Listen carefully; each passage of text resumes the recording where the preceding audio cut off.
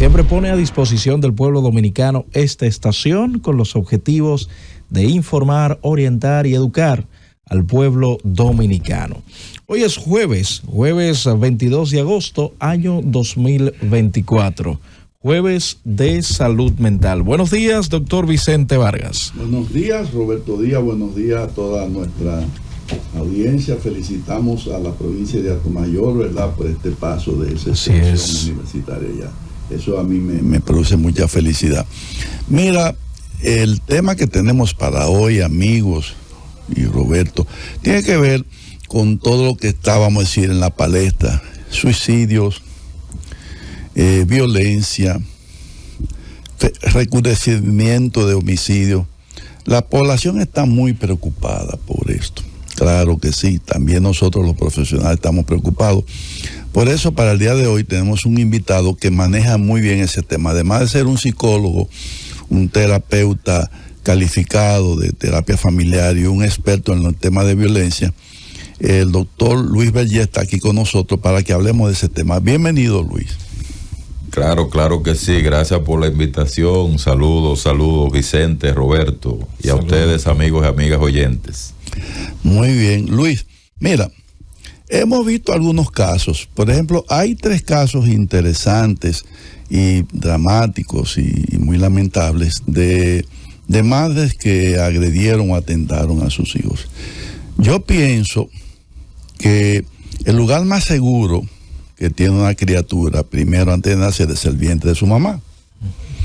Y después que nace, el lugar más seguro que tiene un niño es los brazos de su mamá, el cuidado de su mamá y la protección de su mamá. Eso es lo que todo el mundo piensa. Por eso, cuando vemos un caso que una madre atenta contra la vida de un hijo o de una hija, y ahora vimos 3 casos corridos, la doctora militar que tiene algunas ideas de que ella es como Abraham, esos son delirios.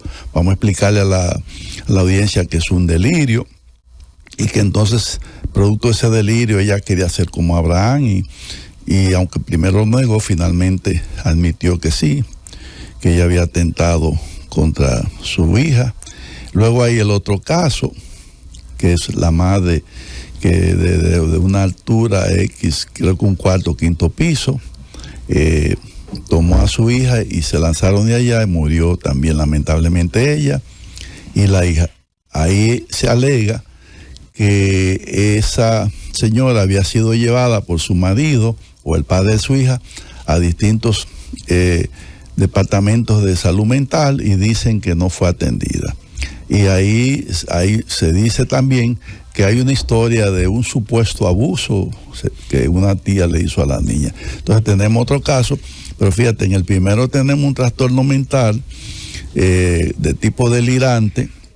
En el segundo tenemos una historia de abuso, y tal vez teníamos que ver, creo que la madre también tenía un diagnóstico de depresión. Y el tercer caso es una madre que, enojada, golpeó a su hija en la cabeza y le llevó el cuero cabelludo. Ahí tendríamos un trastorno de la impulsividad. Son 3 casos de madres que agreden a sus hijos, pero 3 diagnósticos diferentes. El primero sería un trastorno de tipo delirante. El segundo sería una historia de abuso con una madre con una depresión. Y el tercero sería una madre probablemente con un trastorno de control de impulsos. Fíjate, son 3 casos diferentes, más otros casos que han aparecido de feminicidios, también, como siempre.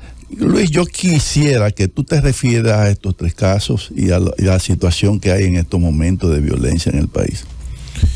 Bueno, sí, sin duda alguna que cuando hablamos de la presencia de un trastorno mental como un factor importante dentro de la violencia, hay que tomar en consideración que trastorno mental no es sinónimo de violencia. Eso es lo primero que tenemos que aclarar, porque violencia tiene una definición como una conducta orientada a dañar a otros con una finalidad de controlar, someter, y ya cuando hablamos de un trastorno mental hablamos de un nivel de discapacidad que se crea a nivel emocional, a nivel cognitivo, a nivel conductual, y no necesariamente una persona, por el hecho de que es violente, pues tiene una discapacidad. Hay mucha gente que violenta sin tener ninguna discapacidad. Es bueno aclarar eso, para no confundirnos. Ahora, en casos como estos, nosotros sí, como tú lo acabas de describir, pues ya hay los delirios, que es un contenido fundamental para uno abordarlo y explicárselo a la población, sobre todo tú que tienes esa vasta formación psiquiátrica. Tanto los delirios como las alucinaciones desconectan a la persona de la realidad, y pudiera incluso a través de un delirio pues recibir un mensaje tal cual tú lo describes y obedecer a ese mensaje, aunque no guarde una relación lógica con la realidad a la que uno está respondiendo. Yo pienso que esto abre otra ventana, y es una ventana interesante sobre el tema de la salud mental. Cuando se encuentra la salud mental con la violencia, aceptando que van primero por caminos paralelos, pero que sí pueden tener un encuentro. Afortunadamente, ese encuentro no ocurre cada vez que hay una enfermedad mental. Es bueno aclararlo, porque si cada vez que vemos un enfermo mental decimos que es violento, entonces vamos a crear un estigma, y la gente, en vez de ayudar a los enfermos mentales, lo que va a hacer es negarle la ayuda que ellos necesitan. Pero si nosotros vemos un paciente ya, y vamos a llamarle paciente porque tiene una condición, hay que buscar ayuda para evitar estos desenlaces. Porque cuando una persona tiene una discapacidad en cualquiera de las áreas que yo mencioné, es fácilmente desbordable por estímulos estresantes. Un estímulo estresante puede ser algo que acumule una tensión, una presión, que se coloque sobre esta persona, y al ella no tener un repertorio por la discapacidad creada debido al trastorno, pues ahí puede surgir eso que llamamos violencia. Violencia que, por cierto, ahora con los casos que tú mencionaste, lo primero que se hace es un abordaje pericial. ¿Qué es un abordaje pericial? Son unas pruebas para determinar en qué medida esos síntomas fueron reales, y eso lo hace un psiquiatra, según la ley. O sea, el psiquiatra hace esa valoración, porque también hay que garantizar que no hay una simulación, porque ustedes saben que cuando hay un fenómeno que ya está en el sistema de justicia, para garantizar justicia tiene que haber la participación de un perito forense que haga esa experticia. Muy bien, magistral tu explicación, Luis. Mira, debemos explicarle a la población algo que tanto tú como Roberto saben, lo que es un delirio, pero a la población vamos a decirle, un delirio es una idea falsa, es patológica, porque es producto de un trastorno psiquiátrico, pero es irrebatible a la lógica. Esa persona está convencida de eso, y nadie en la tierra, ni los 1000 psiquiatras mejores del país o del mundo le podrían convencer a esa persona de que no es cierto, pues esa persona está convencida de eso, y producto de ese delirio puede, como es el caso de esta madre, que ella decía que ella quería ser como Abraham y que fue Dios que le dijo que atentara contra su hija. Ese es un delirio, una idea falsa, patológica, irrevertible a la lógica, y eso es típico de algunos trastornos psiquiátricos como son la esquizofrenia. Entonces, no estamos dando diagnóstico, pero estamos suponiendo posible diagnóstico. Tú has dicho algo muy interesante, Luis. ¿Hasta dónde? Tú sabes que en la psiquiatría forense hay lo que se llaman trastornos que son eximentes y trastornos que son atenuantes. O sea, hay una enfermedad psiquiátrica que por esa enfermedad la persona está libre de culpa, pero eso no quiere decir que va para la calle. No es condenada como culpable, pero sí debe ir a un tratamiento psiquiátrico. Por eso hemos estado abogando que en las cárceles haya también centros de internamiento, que en esa cárcel haya áreas para pacientes psiquiátricos, que no es que van para la calle, pero tampoco hay que tratarlo como un preso común. Y los trastornos atenuantes son que por esa situación no se te puede cargar la culpa a la mayor carga penal, si no se te da la menor, se llama atenuante. ¿Qué pasa? Tú lo dijiste, Luis. Hay personas que pueden fingir, incluso asesorados por su abogado, que tienen determinadas enfermedades. Pero un peritaje que hace un equipo de psiquiatras y de psicólogos competentes. Hoy día aquí tenemos ya la especialidad en psiquiatría forense. Ahí está la amiga Katia, está Lenín, hay unos cuantos amigos que están ahí, que incluso tenemos pensado traerlo por aquí. Pero a mí me ha tocado en algunos momentos estar en esos peritajes, incluso en peritajes de individuos que simulan, individuos con diagnósticos, pero el delito lo cometen no por el diagnóstico, sino porque había una intención de robar, lo que sea. Entonces, en ese interrogatorio, los peritos debemos distinguir si eso fue producto de un trastorno o si fue un delito común y corriente. Hemos tenido casos así y hay muchos casos, pero eso es bueno que tú lo señales, porque en este caso uno pudiera decir, bueno, hay un trastorno, pero los peritos deben hacer una buena evaluación, y en eso yo sé que la Sociedad de Psiquiatría, que mandó un comunicado de cómo debemos los psiquiatras, los psicólogos, los comunicadores manejarnos en la información que le estamos dando al público. Y la Sociedad de Psiquiatría está planteando también que debe haber un comité de peritos que evalúen estos casos, porque el peritaje es lo que va a decir, uno puede ver, aproximarse a lo que pasó ahí. El peritaje no decide, pero el peritaje ayuda al juez. Ayuda al juez. Esa información se la damos al juez, a la jueza, y la jueza o el juez valora mucho esa información a la hora de determinar la culpabilidad, porque el psiquiatra y el psicólogo no son jueces, pero podemos ayudar al juez para que el juez a la hora de decidir tenga un conocimiento de lo que dice la ciencia sobre cada caso y sea más justo. Entonces, fíjate, todo eso que está pasando, tú lo encasillaste en trastorno mental. Y una de las cosas que ahora la población está muy preocupada es por la salud mental. Ese es un tema, porque todo eso tiene que ver la salud mental. Entonces uno dice, pero estas personas no debieron ir donde un psiquiatra. Estas personas, si hubiesen visto un buen profesional, ese buen profesional no los hubiese ayudado. Me gustaría saber la opinión del experto Luis, si estos 3 casos hubiesen tenido ayuda profesional, ¿qué estamos haciendo una diferencia? ¿Qué crees que hubiera pasado en caso de que hubieran buscado ayuda profesional ellos? Sí, por eso es como dicen hoy, es como hacer un link entre esto que pasó y qué pudo haber sucedido en caso de que se tuviese una atención oportuna. Pues sin duda alguna que las posibilidades de poder neutralizar hechos como este aumentarían, porque la ayuda profesional no es solo la asistencia que te da el psicólogo o el psiquiatra, es que el psiquiatra y el psicólogo movilizan todo un sistema de apoyo en favor del paciente, porque se revinculan las redes de familias, las redes de amistades, de colaboradores a nivel laboral. Se rediseña todo un planteamiento para la vida de esta persona en diferentes áreas que pueden incluso contribuir a reducir presiones. Miren, pasa un fenómeno frecuente, y es que quien convive con alguien que tiene un padecimiento de esta naturaleza y no lo sabe o no lo comprende, sin darse cuenta, se convierte en un detonante para que ocurran cosas que no deben ocurrir. Y no lo hacen por un asunto de dañar, lo hacen más bien por la ignorancia. Fíjate lo que ocurre cuando hay un paciente con depresión, manifestaciones del trastorno del estado de ánimo en cualquiera de sus versiones.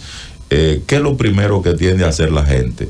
Es a presionar para que esta persona se compare con otros.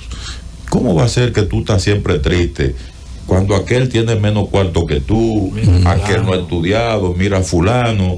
No, hombre, levántate, levanta el ánimo. Eso es lo que no se debe hacer.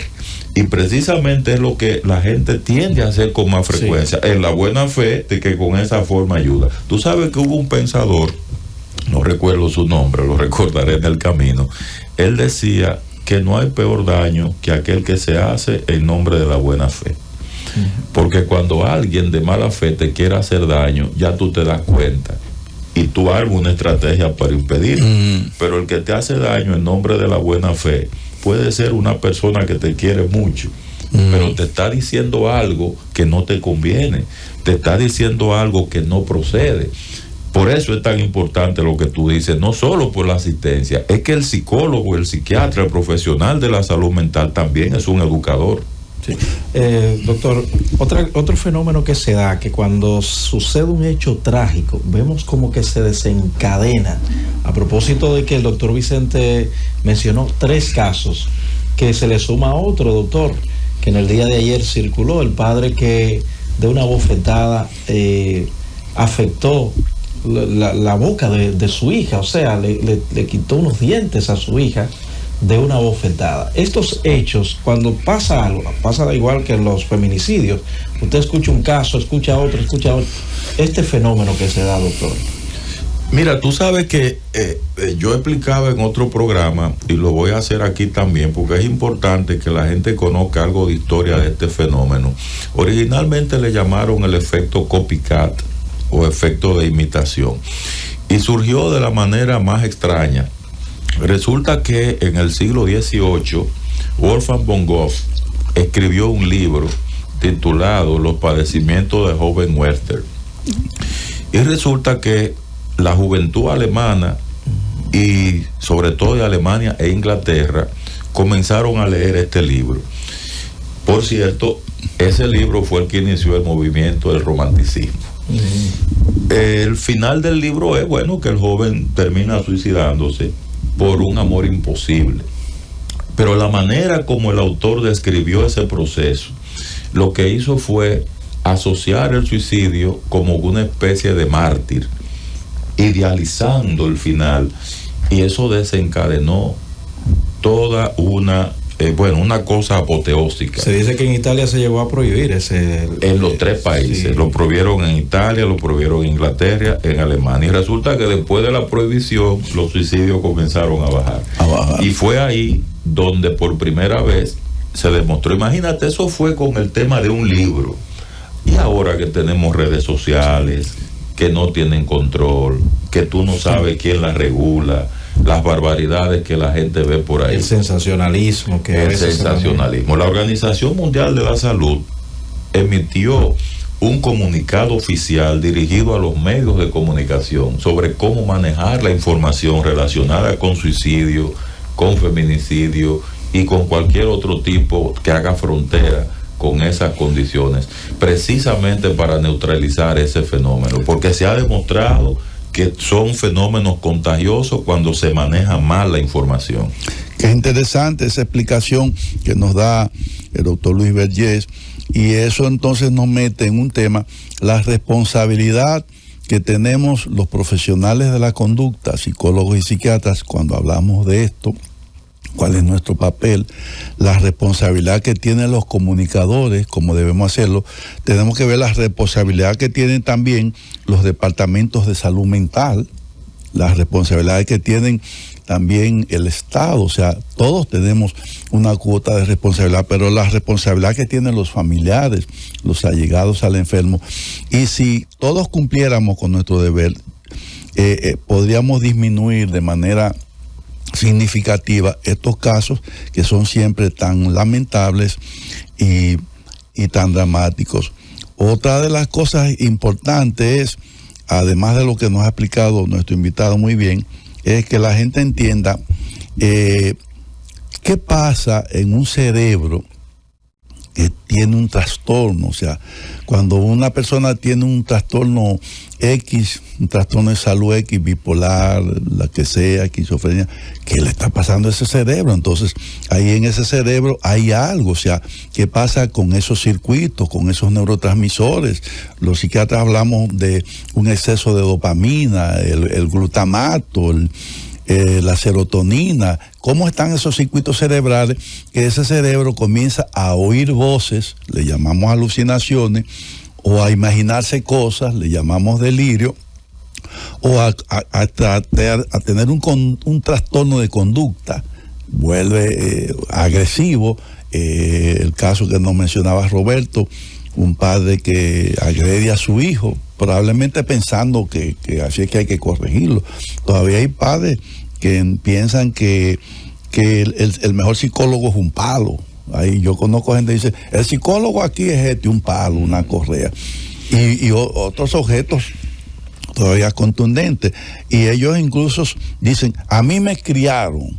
Y yo salí gente porque mi mamá o mi viejo me daban, me golpeaban y casi los torturaban. Entonces todavía hay personas que siguen pensando así, pero ¿y qué pasa si esa persona tiene un déficit de atención, hiperactividad? ¿Qué pasa? Que tú le dices, párate, sonríete, ¿qué pasa si esa persona tiene un trastorno? Señores, hoy día sabemos, igual que se enferma el corazón, igual que se enferma cualquier órgano, los riñones, el cerebro, los intestinos, el cerebro es un órgano y ese órgano se enferma. Y hoy día podemos, con el avance de las neurociencias, saber qué está pasando en ese cerebro a nivel de sus circuitos, de sus órganos, de sus neurotransmisores. Y esa persona, hay que decirle, es un enfermo. Y no como estigmatización, sino como una manera, yo diría, compasiva de ver a eso. Y eso es muy importante, que los psicólogos, y eso es algo que tiene Luis, que tiene Roberto, que cuando vemos estas situaciones, además del conocimiento científico que tenemos, también seamos tocados por la compasión, entender y no estigmatizar al enfermo, pero entender que así que usted igual que usted le dio un infarto, igual que usted le dio un problema intestinal, así mismo este órgano llamado cerebro puede estar afectado, y hoy día sabemos qué es lo que está pasando en ese cerebro dañado. No sé si sobre eso tú quieres decir algo más, Luis, sobre eso. Sí, yo quisiera agregar que precisamente hoy tenemos un techo de cristal, por decirlo de alguna manera, que hay que romper, y es el de la aceptación de los problemas de salud mental como parte de la vida. Y cuando digo como parte de la vida, no me refiero a un conformismo en el sentido de que no tenemos que solucionarlo, sino que así como usted reconoce cualquier otra dolencia, el aceptar que es un problema real y que tiene tratamiento. Y como tú decías, mira, el problema del estigma social hacia las personas con enfermedades mentales es tan serio que la misma población termina autoestigmatizándose. Son las mismas gente que se dicen a sí mismos, no, yo no voy para ningún psicólogo, ni voy para ningún psiquiatra, porque yo no estoy loco. Pero nadie se lo está diciendo, se lo está diciendo él mismo. Entonces, eso tenemos que irlo cambiando, pero eso cambia desde la experiencia de buenos tratos, como tú dijiste, una palabra clave, la palabra compasión, que en este caso no significa sentir pena, sino más bien una mezcla de sensibilidad, respeto y aceptación. Entonces, esa tríada es tan fundamental porque es lo que construye lo que nosotros llamamos el vínculo cercano con esa persona. Y cuando hay ese vínculo, pues ya viene esa receptividad necesaria para lograr el cambio. Bueno, vamos precisamente a un cambio, doctor. Luego continuamos con esta interesante conversación en la receta médica de la Z. Llévatelo,